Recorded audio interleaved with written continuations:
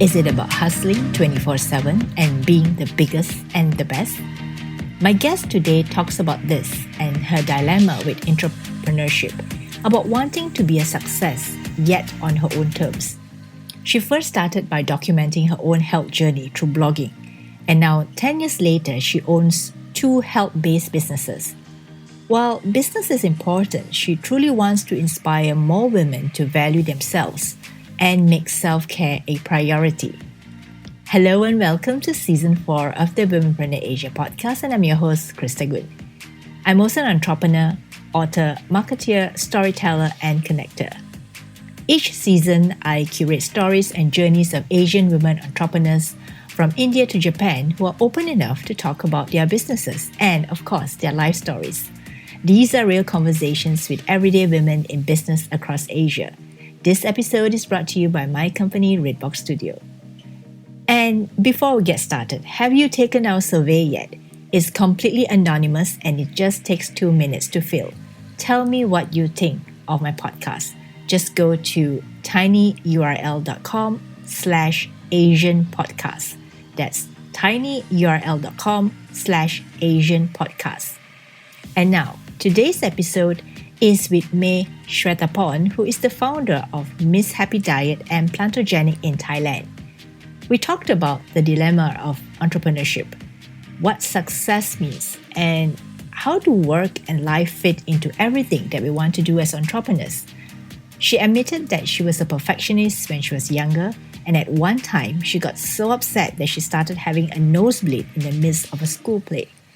Thankfully, those days are behind her, and May's venture into business is quite unlike most entrepreneurs. Hers began because she enjoyed food a bit too much when she studied in the US, but realized that the sugary foods and carbs took a terrible toll on her health. Now let's get started. Thank you for having me. So May, where are you physically located? I'm right now in Bangkok, Thailand. Well, I'll usually move around, but right now it's in Bangkok. When you say you usually move around, where are you usually at if you're not in Bangkok? Like with COVID, I've been in Thailand, of course, but then I travel between like Hua Hin, that's like a small seaside city, not a city, like a town, and Khao Yai, that's like up the mountain a little bit. Is it because you have family there, or you just enjoy going there? I just enjoy going there. It's better because with COVID, it's like quarantine at home. But then if you're in Hua Hin, at least you can go down to the beach and then be in nature rather than just be in your square room. Yeah, that's true. So May, before we get into your business and talking about your business, tell us a little bit about yourself and who you are at this point in time. At this point in time, I think I'm just a woman who starts to find balance in her life, who starts to understand what she really wants and what's meaningful to her. So comparing myself to 10 years ago, now I know what is important to me. I learned how to say no to what's not important. So I learned how to spend each day wisely so that I can go to sleep without regretting anything. You sound like someone who is very clear about what she wants in her life right now, compared to, like you said, probably a decade ago. Yes. What was that? Yeah. What was that transformation, or what made you become who you are today? I think it's all those small and big obstacles in life. When you face a problem and then you have to solve it, you learn something new, and you learn something new about yourself too. So whether it's in business, family issues, for example, like I was very close with my grandparents. So first my grandfather passed away and I was like all step of the way, and I learned something. And then I'm very close with my grandmother. She's like my second mother. And I'm there all step of the way too. So I know how to prioritize things from that experience too. Yeah. And did that influence the business that you started? Yes and no. From that, I know that family is important to me. Self-care is important to me. So I know that I need to run a business that I can manage my own time. So I know I have to start my own business in order to do that. And from those experiences, it doesn't directly influence on what kind of business I do, but I think it's from my own passion and from what I did. I created a blog called Miss Happy Diet for the past 10 years.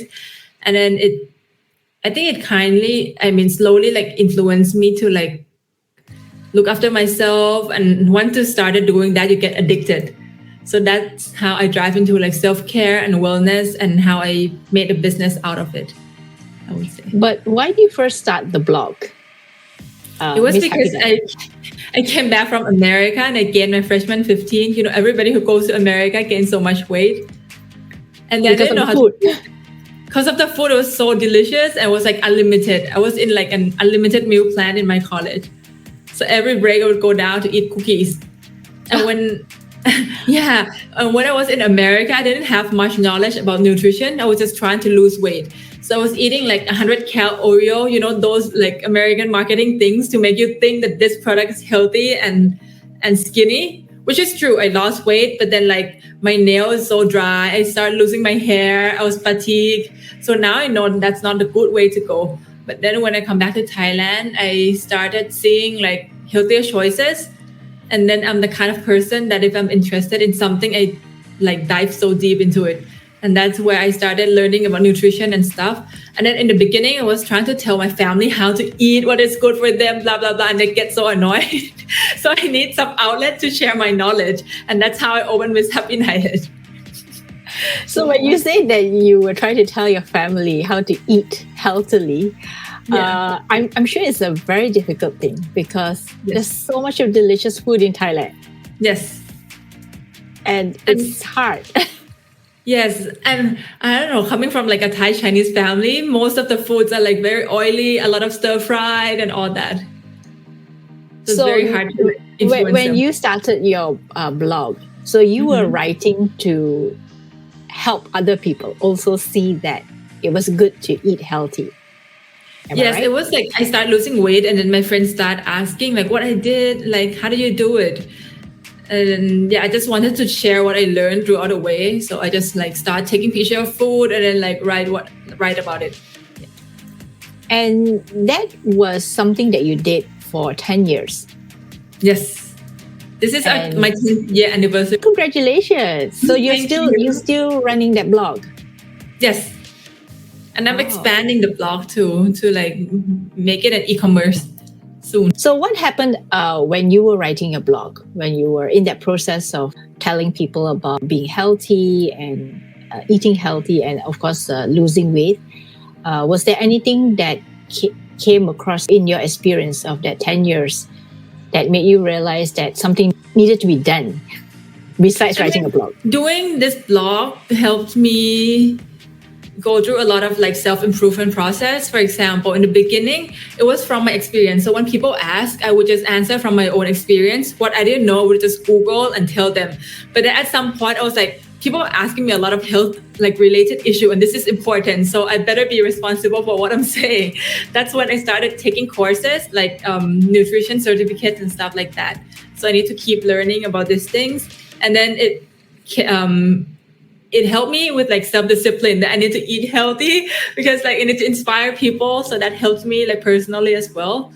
But what I learned from this is that I learned more about myself. Like once you gain a number of followers, people start contacting you for sponsorship. In the beginning, I didn't think much. I would take like all kind of sponsorship. But then once people actually like follows me and then buy what I tell them, I feel for some product that I don't believe in, I feel really guilty. And then that makes me realize, I cannot compromise what I believe in with money. And I think the habit grows. And then, I think that's one of my core values. Like integrity is very important to me. So did that make you start thinking of starting a business? I was doing Miss Happy Diet and other full-time job. But then Miss Happy Diet grows. And then I know that like Miss Happy Diet is a blog, right? And then the model of this business is you get sponsorship from other people.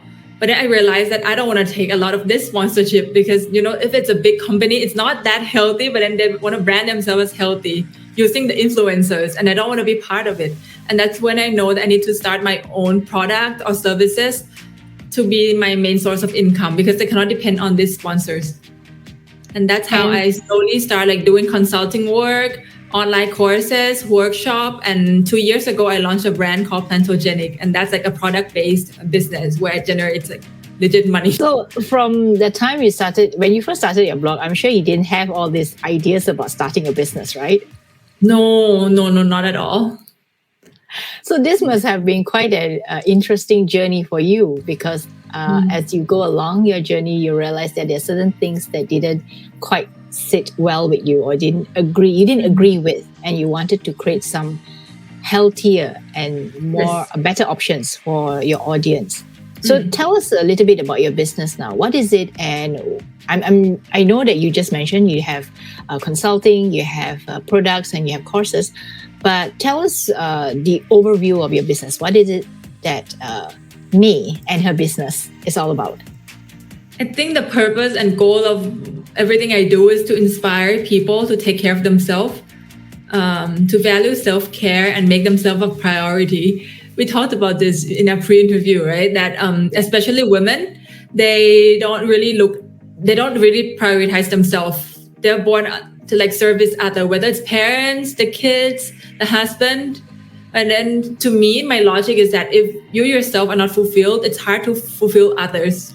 Like you can do it for a certain amount of time, but you're gonna like lose that energy to like do it for a long time. So it's important to take care of yourself first. And then Miss Happy Diet wants to be an inspiration to all the women to take care of themselves, whether it's in food, lifestyle, in mindset. I think mindset is very important. So all my businesses are like related to all to this belief. Tell us a little bit about your products. So PLANTOGENIC is like a lifestyle brand. We have both drinks, snacks, aromatherapy oil.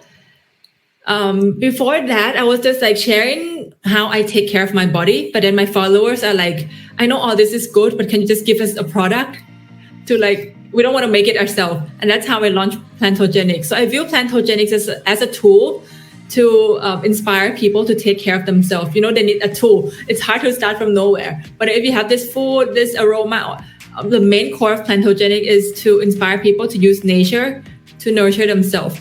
So food, I use like all this natural ingredients. We have tea that I work with Thai traditional doctors to formulate the formulas. I try to incorporate herbs into people's everyday life. Because, you know, right now, especially the younger generation, they don't know how to use herbs at all. So I try to incorporate it into their life by putting it in tea, in hot chocolate, in matcha, to make it as instant as possible. And the philosophy of PLANTOGENIC is to use nature to nurture themselves. So whether it's through food, to air, to movement, to emotions, or like, all that. And then the product itself is like a tool for them to take care of all that. One of the things that I noted about you is that a mutual friend introduced us, right? So she was saying that before she met you, she didn't really like all this herbal stuff. But after she met you and she learned about your products, she said that now she is a firm believer in using herbs for her health. So were you always very interested in herbs and plants and natural ways of living and eating? Not at all. It started when I started Miss Happy Diet. Before this, I was like a polar opposite. When I went to America, I got, what is it? The toothache? No, yeah, I got like so much toothache because I was eating so much sugar and processed food. I have so much problem with my tooth. And then my family, they're, what do you call? They don't believe in like herbal medicine at all. Where like everything nowadays people depend their life on drugs, you know, those chemical drugs. Before this, I got a lot of allergies. I got cold. My grandma would give me all the pills to like fix all this issue. And then I realized that at that time I got sick a lot. You know, as I get older, I think my health got better. Every year that I go to do my health checkup, the numbers got better every year. So before this, even though I was taking a lot of medicine, I see a lot of doctors, my health was not good at all.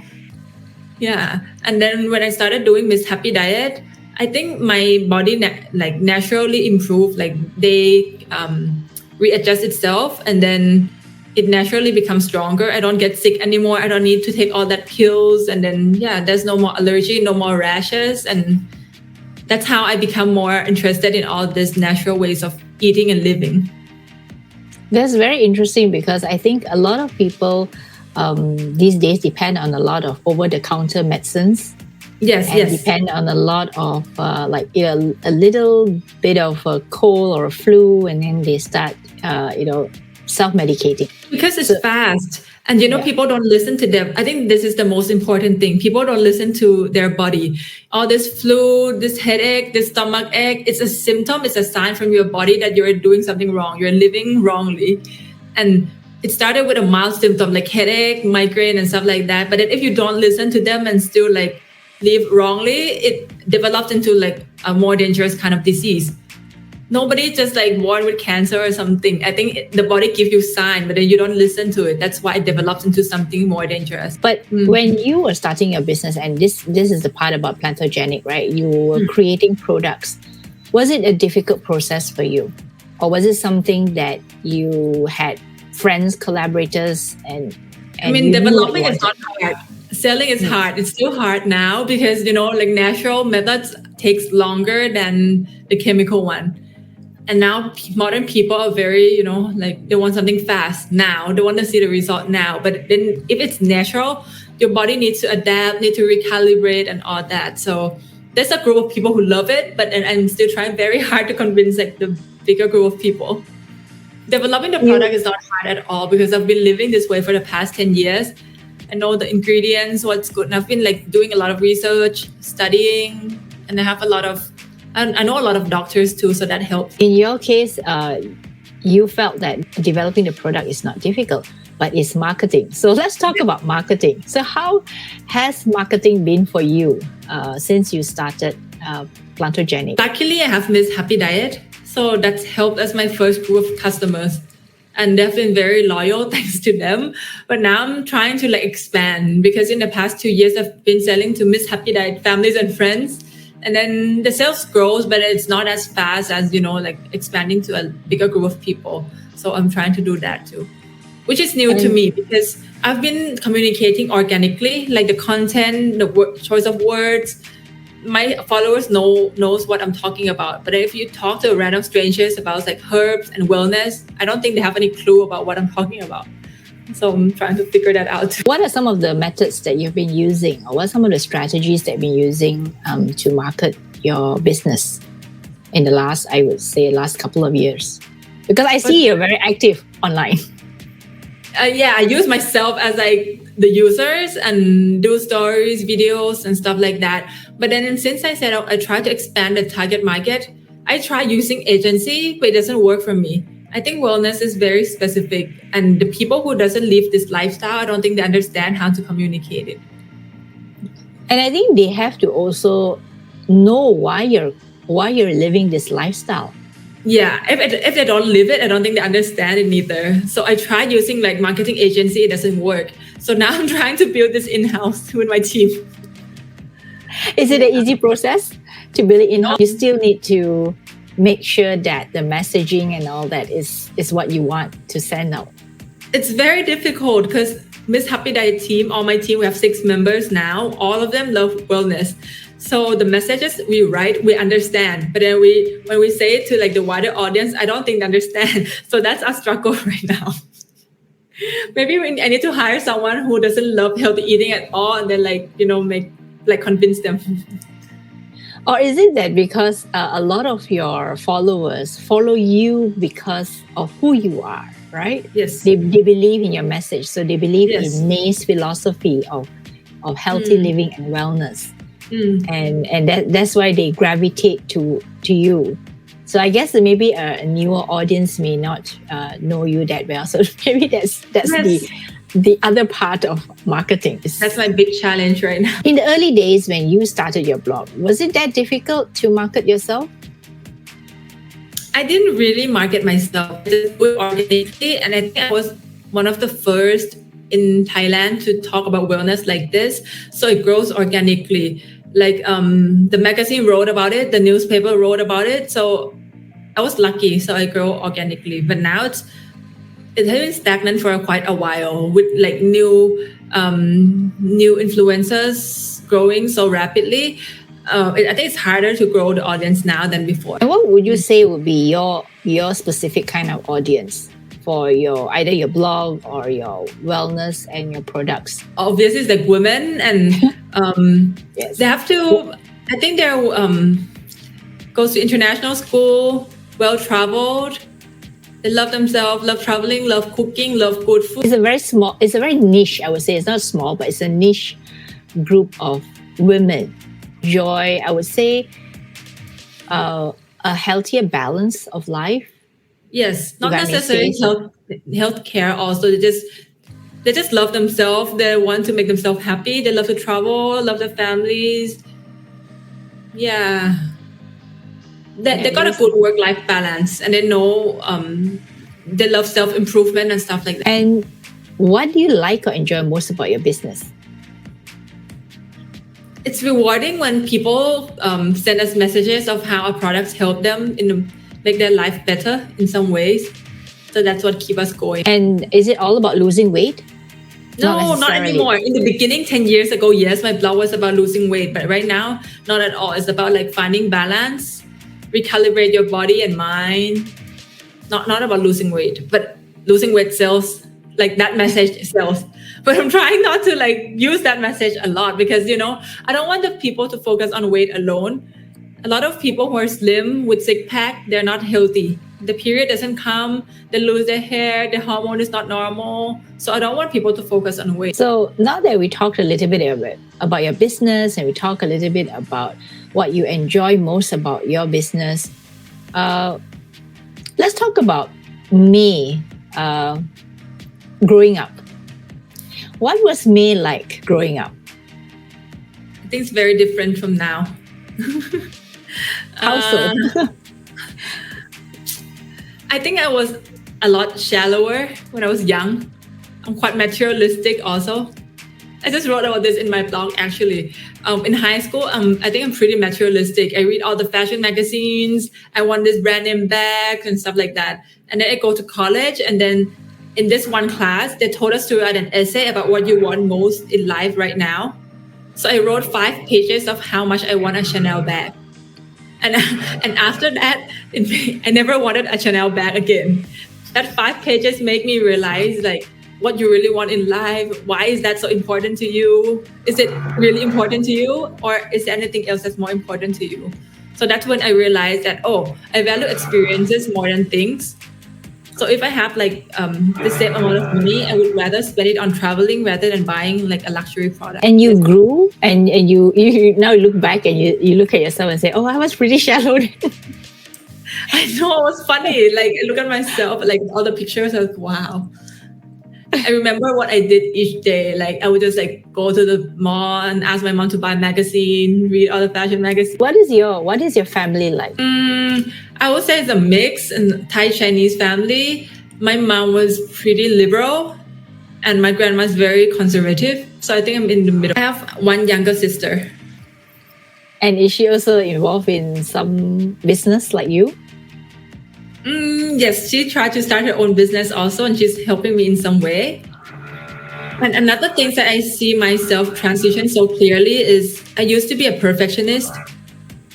Like, I cannot accept if anything's go wrong. Once in my college, I run this Thai student organization and we have to perform a show. It was like for fun, but then something goes wrong during the show, the light went off and I got really, really mad that my nose started bleeding. And that's my turning point. I was a very extreme person. I cannot stand any mistake. Everything has to go to plan. And I was so shocked at myself. I called my mom and I told her the story and she's like, oh my God, you need to change your mindset. This is just like a small school show and then you became like this. In the future, if you run a business, it goes wrong. What would you do? And then, I think I that's my turning point. And then slowly afterward, especially when I do Miss Happy Diet, I started reading and doing all this like self-care stuff. I go to meditation camp. I do a lot of like journaling. I think I became like, I let go a lot of things. I realized that you don't need to like crunch on a lot of stuff to make it work well. You can just do your best and accept whatever happened and let it go. Is that a philosophy that you bring into your business also right now? To everything in life, actually, right now, I just do my best, and my best to me is like I just talk to myself. Is this your best? Is it really your best? Like if you don't wake up tomorrow, is there anything you regret? If there's no, then yes, you did your best, and then whatever happened, you just accept the results. I learned to like separate my May to my work, to my job, to my husband, to everything. May is May. Actually, May is nothing. You just don't get attached to anything, okay? And life becomes so much lighter and easier that way. There's a very interesting story about you getting so uptight about things. Uptight, seriously. Even my husband, when he was like talking to me in the beginning, he was like, I think you're very intimidated. I think it put pressures on other people without knowing. Like, for example, if we go travel on a family trip, I would just ask everybody, what's next? Why are we going here? Have you done the research? Is it good? Why are we going here? Looking back, oh my God, I wouldn't want May to go on my trip. You wouldn't want to go on holiday with me in the past. No. So this is really a good learning, right? A good, like, Yes. As entrepreneurs, maybe we shouldn't be too concerned with perfectionism. It's good if we can strive towards that goal, but it's not a must to be perfect every single day, every day. To me, I believe that way, but I was debating with my husband because I was curious about this topic. I'm still curious about this topic actually, because right now to succeed in this world, I think you need to be very extreme, to be like, you need to know everything. You need to like work so hard. You need to, I don't know, to be the best in that field. But to me, I don't want to be at that point anymore. So I think to me, balance is important, but balance might not bring you to the top in this world. I'm not sure if you understand what I'm saying. Yeah, I get it, because there's this struggle, right? At one point, everyone wants to chase after that goal that they have in their minds, Yes. or even the goal that people put into their minds. On the other hand, there's also this internal, internal need for ourselves to do the things we want to do. And it may not necessarily be that goal. It may be totally opposite of that goal, or probably not as near to what people will believe that goal to be. And so if you don't get to that point, what would you consider yourself to be, right? Like, are you there or are you not there? And how do you reconcile with yourself, right? Because you have to, at the end of the day, you have to be sure that you are happy with what you have and what you're achieving. Yes. I think it's important for everybody to talk to themselves about what success really means to them. And I think, and that's really a good way to also ask you, okay, what does success mean to you, May? I think success to me is getting to complete what's meaningful to me every day. Before this, when I was in college, all my friends imagined me to be a CEO of some corporate.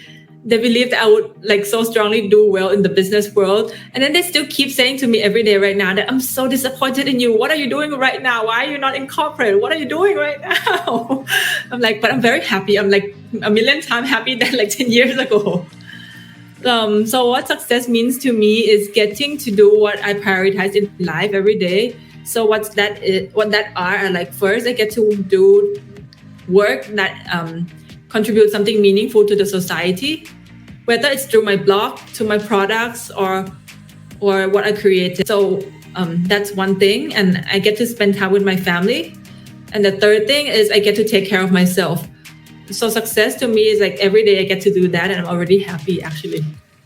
Like my business doesn't have to be the best in the industry, blah, blah, blah. I mean, of course I have that goal too, but it's not something that defines my happiness. Or like if I die tomorrow and my company is not the number one in wellness in Asia, I'm okay with that. But if I die tomorrow and then today I didn't get to spend time with my family, I would regret that. You don't have a nosebleed about it. No. I never have a nosebleed for like a long time now. So I think it's good. It's a good sign.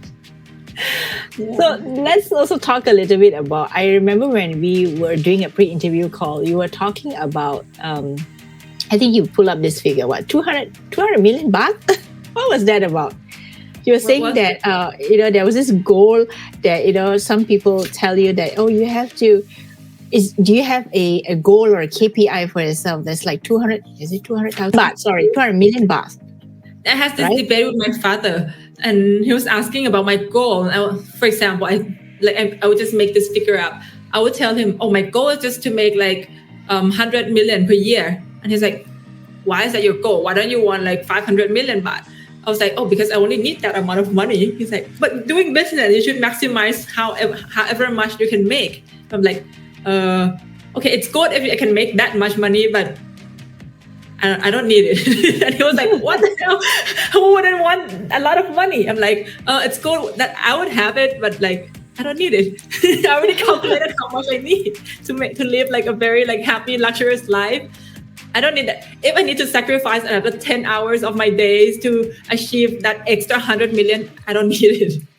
Yeah. And we're still debating that thoughts to this day. And is it because your father himself is an entrepreneur? Yes, he is. My father is an extreme in everything. He is the oldest Thai national team shooter right now. I think he's the oldest athlete in Thailand. So everything he does, he runs a business. He practiced court as a supporting judge, and he flies an airplane. Also, he wants help with the royal project with artificial rain, and then he shoots as a national shooter. So yeah, he does everything he's interested in. He said he has to be the best, and that's very opposite of me right now. Yeah, I can see why he's a little bit puzzled by your goals, right? So yes. Your goal is He's very annoyed by my goals. You're very much a person who knows that you just want enough for what you want to do in your life. But I think like for him, he strives to be the best, right? I mean, look at him. He's a pilot. He can do so many things. He's like really literally pushing, raising the bar. You need that kind of people in this world, for new improvement, new developments and stuff like that. But I like the way maybe everybody just chill at home. There's no new technology. When I spoke to you, I was also very interested that you have this really clear idea of where you want to go. And because it's not easy sometimes, because when you start a business, and these days I think business owners are given a lot of expectations. Whether it is by their family, by society, by their customers, by everyone around them, that the business has to be looking like this, or it has to do this, or achieve this kind of KPIs or goals in the course of their business life. But you surprised me because you told me that you started the business even in the early days as a way to help people focus on wellness. And then it became a business. Yes. So I thought that it was not something like, okay, May, one day you woke up and say, I'm going to start a business. So the business came as a result of you helping and educating people about wellness. So I think that's a really different way of starting a business compared to what most people would think a business should be started, right? Like have an idea and start it. So for you, what are some of the plans for Miss Happy Diet and PLANTOGENIC? So for Miss Happy Diet, as I said, this is the 10th year anniversary, and I'm expanding into like a store. I'm creating Miss Happy Diet store. It's going to be Thailand first, like holistic wellness store where people can come browse anything from like food, hotels, retreat and stuff like that. So it's a one-stop shop for everybody who wants to look after themselves in every aspect of life. And for PLANTOGENIC, I'm trying to export this year. So if anybody wants to help me bring PLANTOGENIC abroad, they're very welcome. And then one of my biggest goals in life is to create a team of passionate people and look after them really well. I want to pay them really well so that they can take care of themselves. Because like wellness is something very new, and I feel like people in this field don't get paid very well yet. And then my goal is to like, make a lot of money so that I can pay my team really well so they can have the time. And like, I just wanted to inspire people that if you do what you believe in, if you're passionate, you can make money and live a good life too. But then that's what I'm trying to do. Let's talk about some of things that you've learned, right? So over the years of running both your businesses, Miss Happy Diet and Plantogenic, what are some of the things that you've learned about business and also yourself? Integrity is very important. And if you're honest to your team, to your customers, I think that's what make your brand and your business sustainable. I mean, some of the things might not give you like a fast result, but that it's very sustainable and people trust you. I think trust is very hard to build. And it's very important for running like a sustainable business to me. These days, the concept of sustainability is also very important for a lot of people, right?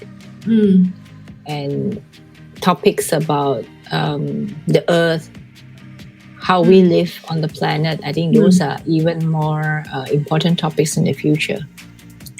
What about bad advice? Have you received any bad advice in your life? About running a business, of course, about entrepreneurship. Sometimes a lot of people tell me not to worry much about product, just give what people want. It's very hard to establish a new belief. For example, just secretly put sugar in your sugar-free product. I'm like, what the hell? I cannot do that. Actually, more than one people tell me to do that. None of the business out there are really honest about what they put into the products. And this is true because when you're in the food business, you know what's going on behind the scene. Like when I go to the factory, they ask me like, do you want to put what's really on the ingredient list? Or do you want us to put more of this to make it more effective? Blah, blah, blah. I'm like, no. Just put whatever we write on the package, please. So yes, I was surprised. Like, wow. So a lot of businesses out there are not really honest. But then I still try to be honest. Good on you. I think it is also good that, like you mentioned, right? Integrity is part of business. And by doing so, you also inspire more confidence in your products. Otherwise, people would really not believe what you say because if I put now, I don't think the customer will know, but I know and I feel really bad about it. So I don't want to do it. Any other advice that you receive besides this? Oh, a lot of adults told me that work-life balance is it's nonsense. At this age, you should work so hard you can rest later when you're like retired. And what do you think about that? I mean, they might be right, but I don't know. I see a lot of like elders who regret working too hard when they were young. Then they work so hard, their health deteriorates, and then when they're ready to travel, the body doesn't allow them. That is true. Yeah, that is true. Yeah. And especially these days, right? I mean, we live in the era of the pandemic. I mean, the person could be here today and gone tomorrow. My grandparents' generation, I think I'm privileged enough to say this, but then at my grandparents' age, they don't have much choice. They have to build something from scratch, and they wouldn't have the time to do this work-life balance. Now, if you could turn back the clock and knowing what you know now, what would you tell a younger version of you about life? Why do you laugh? It's funny because as I told you the stories, I was a very different person back then. If it's in college, I would just say like, chill, okay, go travel, go explore more outside of the books and all those things. Were you very academic? Were you very academic? I was very good academically. I graduated with 3.9 and then I realized my first jobs, they don't even look at my GPA that much. I'm like, why did I do all this? I should have and I graduated within 3 years. I would tell myself not to hurry. Just take your time, explore, and just take the time to enjoy what's happening at that moment, at environment, everything. And what are you no longer afraid of? Death, I think. Why? I think because I was so close to death, seeing my grandmother.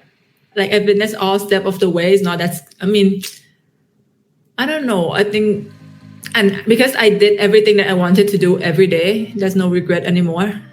So yes. What's the craziest thing you've ever done? The craziest thing. Wow, I cannot think of any actually. I'm not the type of person who does things like spontaneously that much, but the craziest thing, bungee jumping. And where do you do that? New Zealand. Craziest thing, I can think of one thing now. Okay. Quitting a job. I was getting this like very well-paid consult job, but then I wanted to focus on PLANTOGENIC, so I just like finished it. I just stopped it. And my dad's like, what the hell? People are like losing their job. Why don't you just cancel your job? So it made you fire your customer. I don't know. I just said I need to focus on this. And then it's finished one phase of it. I just don't want to continue another phase of it. So I just say like, just want to focus on the project right now. But what was that consulting about? Was it really something that you didn't want to do? Perhaps it was something that you didn't like at all. No, I liked it. It's about wellness, a resort and a luxury resort. But then I just feel like I just need to focus on PLANTOGENIC. And then it works. It grows like doubles when I like put my mind into it. Yeah. I think it is also something about prioritization, right? Yes. Like you have so many things coming at you. You have to decide what it is that you want to do. Yeah. What is an unusual habit that you love? It's not unusual, but I'm addicted to Korean series. I used to like look down on people who love Korean series. I'm like, don't you have better things to do in life? Like, and then you got addicted. Oh my God, I started once and then oh my God, like everything changed. Okay, what's your favorite? Crash landing on you. What about a personal goal that you're currently most focused on? Besides wellness. It's still a business. I'm trying to make PLANTOGENIC goals like global. Okay. But at the same time, keep to your own sense of self and balance. Yes. We'll see if that works. Maybe next year, if you see me, I'll be like working like 20 hours a day. What about favorite food? I like vegetable. Every meal I need to eat like 50% vegetable, whether it's like grilled or like smoothies, salad, anything. So you really, really are very... I really love vegetables. very much into wellness and healthy living.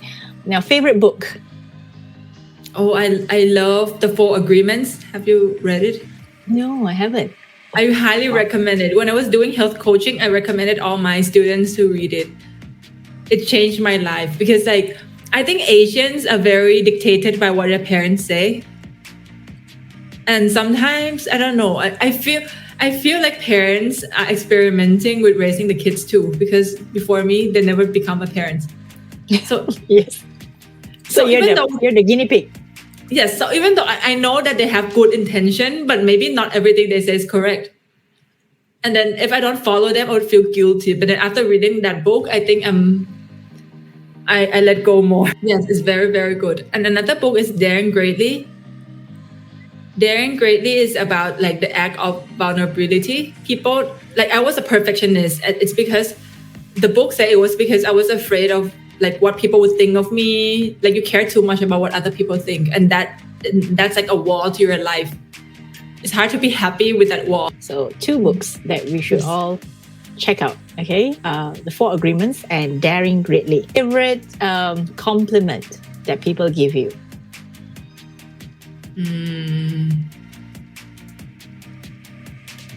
I like when people say, I'm genuine.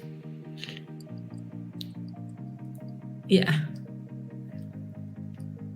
And you also are very, very open about what you want. I mean, from this conversation itself, you just told me everything.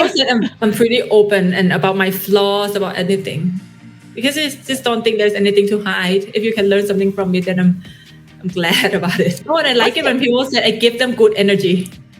Ah, okay. Yeah, that's really true too. I mean, you've got this bubbliness within you. I wasn't this bubbly. I was my parents said I was very like moody when I was young. I would never smile. I never talk. I don't smile. So they take me to that speech therapist when I was young. And when do you start becoming you, the you that you are now? I can't even. I think college. No. I don't know. I think I'm a very talkative and like outgoing person since high school, but it's a very different version when I was in high school, college, and now. But I was very outgoing since a long time ago, I think. Well, interesting that you've like evolved over the years. Yes. Right. As you learn more about yourself, you start to evolve and become more self-aware. And what's that one final takeaway that you want people listening to this interview to remember about you, about your business? Just be kind to yourself. And yeah, be kind to yourself, listen to your body, and yeah, treat your body and your mind with respect. I think that's it. And where can people find you online? I'm everywhere on Instagram, Facebook. I have a website, MSHAPPYDIET, and I just started TikTok also, so you can find me there. So you're pretty busy on digital. Trying to be. I need to be more disciplined in posting my work life. I want to thank you for opening up and telling me about how you started your business and of course what are your goals and a very honest opinion about some of the dilemmas of entrepreneurship, right? Like, do you grow or do you just do what you're happy with, or is it that you need to fulfill certain goals that are set upon you by other people? So I think this is also a very good topic to talk about because I don't think people talk about this enough. Yes, I think people need to be clear about what they want. For example, if I know that I want a kid, I might work like 10 times harder than this because I need the financial support. But then you just need to debate on what's important to you and like design your life out that way, I think. Yeah. And there is really no like, oh, you must do this. Or if you start a business, you have to do this, right? And I think that is the key thing for a lot of entrepreneurs because we don't come into entrepreneurship like, okay, you learn about it and then you come in. Most of us started because we have this passion or we have something that we see is a gap in the market and we want to fill that gap with something positive and good. Yeah. So thank you so much for sharing with us today. And any last words before we end? Since this is about entrepreneurship, I would say the most important thing about entrepreneurship is your mindset, I think. It's just not to be afraid in trying and doing what you believe in. And it's okay to fail. You can always start again. If your mind is ready. So everything is in your mind, I think. Yeah. Well, thank you so much. Thank you for a wonderful interview. So after hearing from May and our conversation today, what does success mean to you? Do you agree with May or do you believe otherwise? Actually, it doesn't really matter what other people think of success. It's what you think and how you define it and how it empowers you that makes you do what you do every single day. To some, success may be material. For others, success may be beyond material. For me, I always bear this in mind. What matters most is who we become when we succeed. This is a quote that's right in front of my mirror, one that I see and read every single day. And if you listen closely to our conversation just now, May is looking to export her plantogenic products.